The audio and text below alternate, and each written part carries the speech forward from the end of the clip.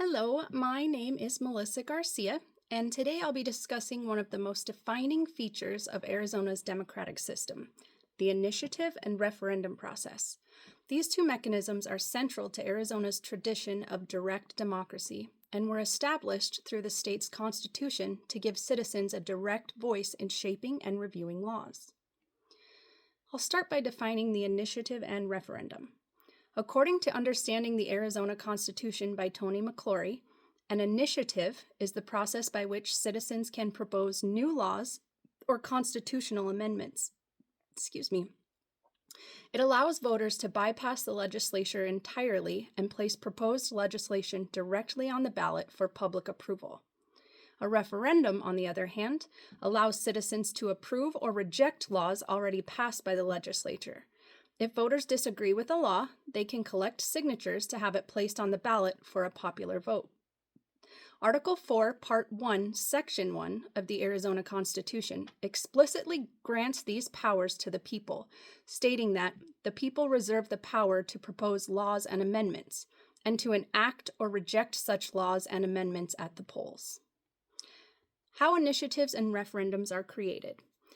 The process for both initiatives and referendums begins with citizen drafting a petition.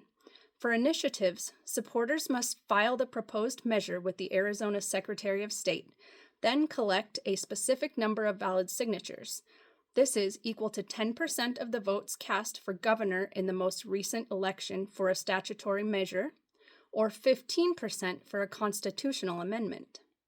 For referendums, citizens have 90 days after the legislature adjourns to gather signatures equal to 5% of the votes cast for governor to suspend the law and place it on the ballot for voter approval or rejection.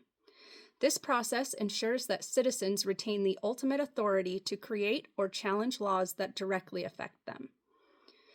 Comparing and contrasting the two. While both initiatives and referendums reflect the principle of direct democracy, their purposes differ. The initiative is proactive, meaning it allows voters to create laws or constitutional amendments. The referendum, on the other hand, is reactive. It allows voters to respond to actions taken by the legislature. McClory notes that both mechanisms were adopted during the Progressive era to counteract the influence of political machines and special interests in state government. Together, they balance legislative power by giving ordinary citizens a means to participate directly in policymaking. Now, I'll talk about the pros and cons of each. There are clear advantages to these processes. According to McClory, initiatives and referendums empower voters, increase government accountability, and promote civic engagement. They give citizens the ability to shape state policy in areas like education, environmental protection, and taxation. However, there are also drawbacks. Signature gathering can be costly, allowing well-funded organizations to dominate the process. Additionally, voters may face complex ballot measures that are difficult to fully understand. McClory cautions that while these processes strengthen democracy, they can also lead to inconsistent policy decisions when measures conflict or bypass legislature oversight. Despite these challenges, initiatives and referendums remain central to Arizona's democracy and identity. Direct democracy and the Arizona Constitution. The initiative and referendum process perfectly illustrate Arizona's commitment to direct democracy, which is the idea that ultimate political power rests with the people. As McClory explains, the framers of the Arizona Constitution intentionally included these provisions to ensure that citizens could serve as a check on legislative authority.